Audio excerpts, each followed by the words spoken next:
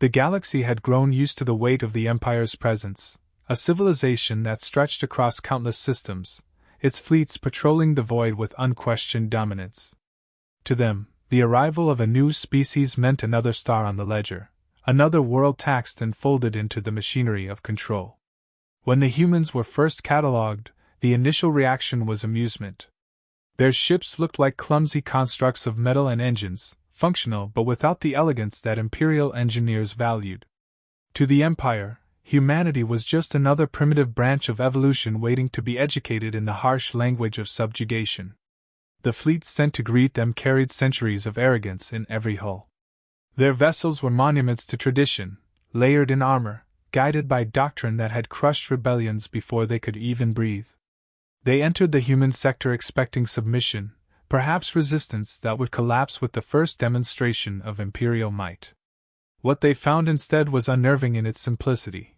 Human warships forming up without hesitation, weapons hot, and across the calm channels came not silence, not fear, but laughter. The Empire's commanders interpreted it as nervous bravado. Lesser species often attempted theatrics when confronted with overwhelming force. Yet there was something unsettling in the tone. These were not the strained chuckles of prey before the predator's bite. They were genuine, unrestrained, confident. Human officers traded jokes over open frequencies as though they were sitting in a bar, not staring down a fleet that had raised entire civilizations. It was so alien that the Empire did not know whether to view it as madness or insult. The closer the fleets drifted, the more details became clear. Human ships bore scars of constant experimentation, patchwork modifications, irregular weapon placements, and hull designs that defied the symmetry the Empire considered sacred. By their standards, the vessels should not have even functioned efficiently. But the humans moved with a precision that suggested familiarity, as though chaos itself had been drilled into discipline. The Empire mistook this for desperation born of limited resources. Humans, in their analysis, were nothing but upstarts tinkering in the dark. What the Empire failed to recognize was the core of humanity's strength, their refusal to be impressed. Where others saw imperial fleets and bowed, humans met the sight with smirks. History had conditioned them to laugh in the face of greater numbers, to mock the inevitability of defeat until it lost its power. To them, the Empire was not a monolith to fear, but simply the next obstacle, another challenger to test their ingenuity against. The exchange of messages reflected this divide. Imperial captains delivered rehearsed proclamations, demanding acknowledgement of the Emperor's authority, threatening annihilation if compliance was not immediate. The human response was a casual shrug translated across the void, carried in the words of a commander who joked about whether the Empire had mistaken them for someone else. There was no trembling, no hesitation, just a kind of defiance so casual it bordered on insulting. Observers from the Empire expected resistance to eventually collapse under protocol. They had seen it countless times, the first spark of rebellion smothered under calculated intimidation. Yet humanity's first reaction was not fear but a strange kind of joy. Laughter was not weakness but weapon, a signal to their crews that despair had no place among them. It spread like wildfire through the fleet, bolstering morale in a way Imperial officers could not measure. It turned what should have been a psychological rout into a contest of wills. The Empire's commanders noted this anomaly with irritation. To them, discipline came from hierarchy, from the unbroken chain of command. They did not understand cohesion that thrived on mockery, on humor even in the shadow of annihilation. But humans did. They knew that fear was natural, and that to laugh at it stripped it of control. The Empire read their amusement as insanity. In reality, it was preparation. Every movement of the human fleet carried the confidence of a species that had survived its own worst nightmares. War, famine, catastrophe, extinction-level threats, humans had endured them all and emerged not reverent but irreverent. When they looked at the Empire's polished fleets, they saw not gods of war but opponents who believed their own myth too deeply. And to that, humanity responded as it always had, with laughter that dared the universe to try its worst. By the time the fleets closed to engagement distance, the Empire had already lost something it did not recognize: the psychological high ground. For the first time in generations, their threats fell flat, their intimidation found no purchase. Human crews grinned inside their ships, engineers and officers alike readying weapons with a kind of reckless calm. The Empire thought them crude, unrefined, lesser. Humanity thought the Empire predictable, and that difference in perspective would decide the future more than any weapon ever could. The Empire believed that war was a science long perfected. For millennia it had operated on formulas, overwhelmed the enemy with numbers, enforced order through bureaucracy, and punished deviation until submission was absolute. Every species they encountered eventually folded under this routine, because most civilizations preferred survival to ruin. Their archives recorded rebellions, but never one that lasted beyond the first decisive strike. With this certainty, they approached humanity with confidence bordering on laziness. To them, it was already decided. Their expectations could not have been more misplaced. Humanity's entire history was defined not by predictable victories but by survival in the margins. They thrived in conditions that destroyed others, turning scarcity into advantage, chaos into fuel. Where the Empire worshipped stability, humans evolved by constantly breaking their own limits. They were not bound to one environment, one way of life, or one philosophy. They carried with them a talent that the Empire had never needed, adaptability born of necessity. From the imperial perspective, laughter in the face of death was delusion. But for humans, it was a habit as old as war itself. They laughed on burning battlefields, joked in trenches, mocked dictators, and found humor in moments that would shatter others. This was not weakness but a method of resilience, a way of turning fear into something manageable. It stripped the enemy of psychological dominance. Where the Empire saw madness, humans saw clarity. If you can laugh, you are not broken. The doctrines of the Empire measured victory by submission, but humans had no interest in fitting that mold. They fought not for empire or emperor but for their own survival, their own independence, their right to exist without a chain around their neck. That difference in motivation meant they did not respond to threats in the expected way. Intimidation slid off them, because intimidation assumed the victim valued safety above freedom. Humanity, time and again, had chosen freedom even when the cost was ruin. Comparisons could be drawn to countless moments from their past. Empires greater than themselves had once tried to break them. Armies larger, armed with superior weapons, had demanded obedience.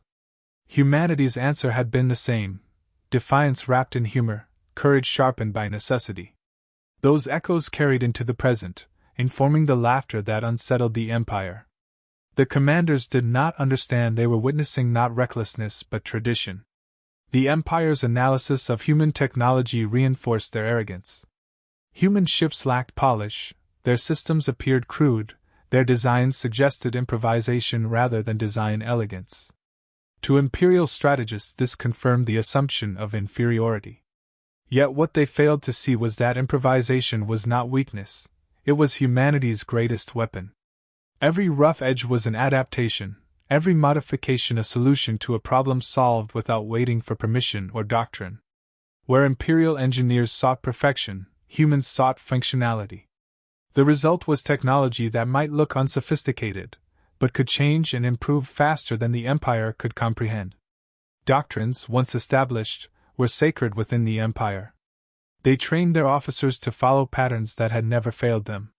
That rigidity was their pride, but it was also their weakness. Humans carried no such reverence. To them, rules were starting points, not commandments. If a tactic failed, they discarded it. If an enemy had a strength, they twisted it into a liability. If the situation was unwinnable, they laughed and invented something new mid-battle. This made them unreadable to imperial commanders who relied on predicting behavior. The Empire interpreted this unpredictability as chaos, but in truth it was discipline of a different kind. Human crews trusted one another to adapt on the fly, to take risks, to improvise in ways that were dangerous but effective. Their laughter wasn't just morale, it was communication, a signal that they refused to be paralyzed by fear. The Empire did not possess a cultural framework to process this. In their view, discipline was obedience. In humanity's, discipline was resilience. When the Imperial fleet observed humans continuing to joke even as weapons powered, Unease spread through their ranks. If a weaker enemy did not recognize its doom, it meant two possibilities: ignorance or hidden strength. Neither option sat comfortably with an empire that thrived on certainty. Their analysts tried to explain it away as primitive bravado, but doubts lingered. Confidence that absolute victory was inevitable began to crack, though pride prevented them from admitting it. That was the heart of the misunderstanding. The Empire thought of war as a game with fixed rules. Humanity never played by those rules. They did not seek to win through strength alone, but by rewriting the definition of victory itself. To them, survival against impossible odds was already a victory, and turning the enemy's terror into a joke was its own form of triumph. By holding their laughter against the Empire's threats, humanity showed that they were not prey waiting to be culled, they were predators preparing to strike. The first clash unfolded not with hesitation but with the confidence of two civilizations certain of their superiority. The Empire entered expecting routine execution of doctrine. Their warships advanced in flawless formation, energy signatures blazing with the force of weapons designed to shatter fleets many times the size of the humans. To them, this was ceremony: overwhelm, intimidate, and conclude before resistance had meaning. Yet what followed did not resemble the familiar rhythm of conquest. Human vessels did not scatter in panic or attempt to retreat. They shifted into a posture that looked almost careless, their lines broken, their maneuvers uneven by imperial standards. But this disarray was intentional. To the Empire, order was strength, formation was dominance. Humanity instead embraced the unpredictable. Their ships weaved, altered velocity, and presented themselves as disorganized prey, baiting imperial commanders into overconfidence. The Empire fired first, as it always did. Brilliant arcs of energy tore through space, but humans had anticipated the opening barrage. Instead of meeting fire with fire, they twisted their ships into positions that defied expectation, letting the attacks pass into emptiness. Where an imperial vessel would hold formation regardless of damage, humans shifted without hesitation, sacrificing elegance for survival.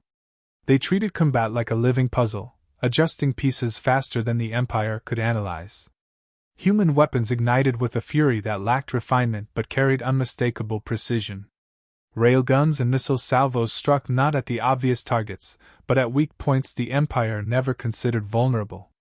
They fired at sensor arrays, communication relays, and maneuvering systems, crippling ships without needing to destroy them outright.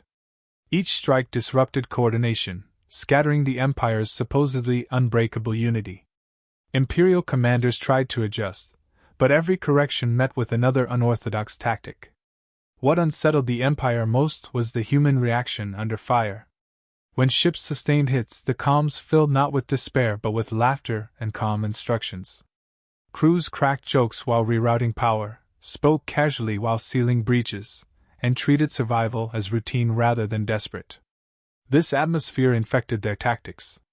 Where Imperial crews faltered when damaged, humans fought harder, turning crippled ships into weapons through reckless maneuvers no Empire officer would authorize. A vessel that should have retreated instead rammed forward, its wounded hull used as cover for its allies, its crew laughing even as alarms blared. The Empire tried to escalate, unleashing weapons that had annihilated countless foes. But escalation assumed the enemy responded predictably, retreating in fear or begging for surrender. Humans responded with improvisation.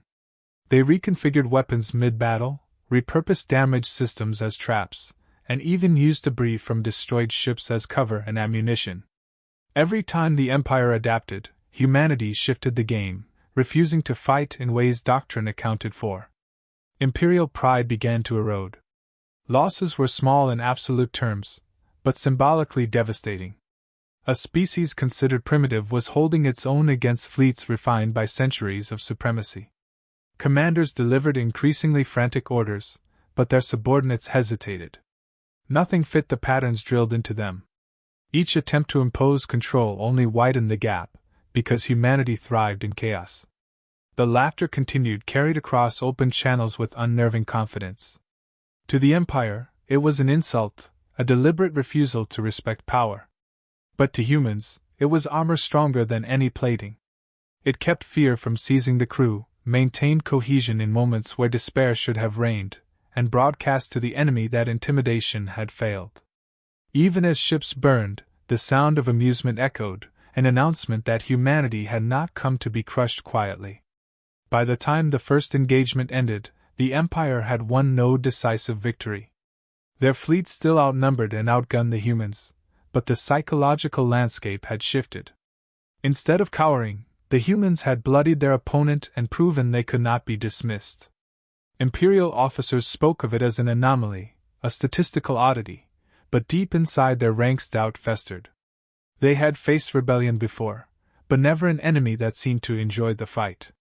What the Empire could not admit was that doctrine had failed. Predictability had been weaponized against them. Every weakness they ignored, humans exploited. Every assumption they made, humans overturned. The engagement was not just a clash of fleets, it was the revelation of two incompatible worldviews. One sought to dominate through tradition and control. The other sought only to survive on its own terms, laughing even as fire rained around them. When the fleets withdrew to regroup, the Empire still held numerical superiority, but the humans held something far more dangerous: momentum. They had proven that courage and adaptability could defy power that had gone unchallenged for generations. For the first time, the Empire felt the sting of resistance that could not be explained away as ignorance. Humanity had shown that they were not merely surviving the encounter. They were rewriting what battle itself could mean. The Empire attempted to recover from the humiliation of the first clash by tightening command and enforcing stricter protocols. Orders were transmitted with mechanical precision, and reinforcements were dispatched to ensure the next engagement would leave no room for anomalies. Yet every attempt to impose order only magnified their weakness. Doctrine had been designed for predictable foes, not for humans who thrived in uncertainty. The rigidity that once made the Empire unassailable now became a liability, exposed under the relentless adaptability of their opponent. Human ships emerged from the encounter battered, hulls scorched and systems scarred, but none withdrew. Instead, they advanced with an audacity that unsettled even the most seasoned Imperial officers. Where the Empire expected damaged vessels to retreat, humans turned those very ships into spearheads, proof that survival mattered more than preservation. Engineers performed repairs mid-battle, rerouting systems with improvised fixes that would have horrified Imperial technicians. What should have been crippled hulks became functional weapons again, held together as much by determination as by steel. The psychological effect deepened. Imperial doctrine depended on demonstrating overwhelming superiority so that resistance collapsed before it hardened. But humans refused collapse. They countered destruction with improvisation and answered threats with laughter. Their crews fought as if damage was merely inconvenience, as if being outnumbered was irrelevant. That perception of invulnerability spread through their ranks like contagion. Where Imperial soldiers felt dread at deviation from the script, human crews embraced it, finding strength in the very chaos their enemies feared. For the first time, Imperial strategists began to question their assumptions. They had studied humanity as an emerging power, crude but spirited. They had not accounted for resilience that bordered on reckless. When an Imperial ship targeted a damaged human vessel, expecting surrender, the response was a maneuver so audacious it defied logic. The crippled vessel surged forward, weapons blazing, daring the Empire to match its courage. The move forced surrounding ships to break formation, shattering the unity that was the Empire's pride. Attempts to adapt only highlighted the gulf between them. Imperial officers issued adjustments with the precision of centuries-old training, but each shift was predictable. Humanity anticipated those changes, exploiting openings before orders could be carried out. The Empire's greatest strength, the certainty of its methods, became a map for its enemies. Each countermeasure revealed more of the Empire's limitations, and humans exploited those patterns with ruthless creativity. Laughter never ceased. To Imperial ears, it was derision, a refusal to acknowledge power. But in truth, it was fuel. The sound of amusement under fire amplified human morale and chipped away at Imperial confidence. Officers who once believed themselves instruments of inevitable victory now found themselves doubting. If the enemy could laugh while bleeding, could mock while under fire, then perhaps their strength was not numerical but something deeper, something the Empire could not manufacture. Other observers began to take notice. Neutral species watching from the fringes saw the first cracks in an empire long considered indomitable. Whispers spread of the humans who fought with humor instead of despair, who met fleets with improvisation instead of fear.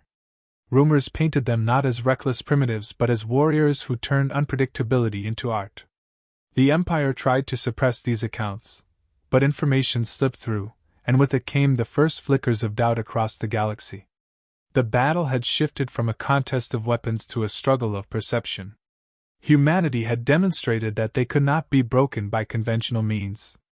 Every failed attempt to crush them hardened their legend, transforming them from insignificant newcomers into a symbol of defiance. Imperial commanders realized that even victory on the field might not erase the damage already done. To defeat humans physically was one matter. To erase the impression of their courage would be far harder. As the clashes continued, it became evident that humanity was not simply resisting but redefining the conflict. They had no interest in conquest or empire building, yet their refusal to yield undermined the foundation of imperial rule: fear. Where other species obeyed because they believed resistance impossible, humans showed that impossibility was only a challenge waiting to be answered. By laughing in the face of overwhelming power, they robbed that power of its authority. The Empire pressed harder, deploying more ships, more firepower, more threats. Each escalation was met not with retreat but with further improvisation. Humans altered their strategies on the fly, reconfigured weapons between volleys, and exploited weaknesses as soon as they were revealed. They refused to play the Empire's game, forcing the galaxy to realize that the old rules no longer held. What had once been certainty now dissolved into unpredictability, and unpredictability was humanity's element. By the close of this phase, the Empire still had numbers, still had firepower, but they no longer had control. Humanity had taken it from them, not through brute strength but through unshakable will. The laughter that echoed through every engagement had become more than defiance. It was a declaration that the age of unchallenged dominion was ending, and a new force had risen to rewrite the future. The Empire had always believed retreat was something that happened to others. For generations, their fleets had entered battles with certainty, never considering the possibility of humiliation. Yet now, after repeated encounters with humans, they withdrew, not because they lacked strength, but because their confidence had fractured. Ships scarred by unorthodox tactics limped back to regroup, commanders hiding their unease behind official reports that spoke of strategic recalibration. In truth, they had been forced to confront an enemy who refused to fear them, and that revelation was more damaging than any lost vessel. Humanity seized the moment. They did not gloat through propaganda or parades. Instead, their message was delivered in the same way it had been from the beginning, through unshakable calm and irreverent laughter. Broadcasts carried a simple declaration across contested space: humanity did not acknowledge imperial authority, and they did not bow to power that demanded obedience without respect. The words were clear, but it was the tone that carried weight. They spoke without hesitation, without begging for mercy, without even acknowledging the possibility of submission. For the galaxy, this shift was seismic. Dozens of species who had long endured the Empire's shadow began to whisper of the humans as something unprecedented. They were not conquerors seeking dominion, nor rebels clinging to desperation. They were fighters who valued survival above fear, independence above comfort, and who laughed at threats meant to silence them.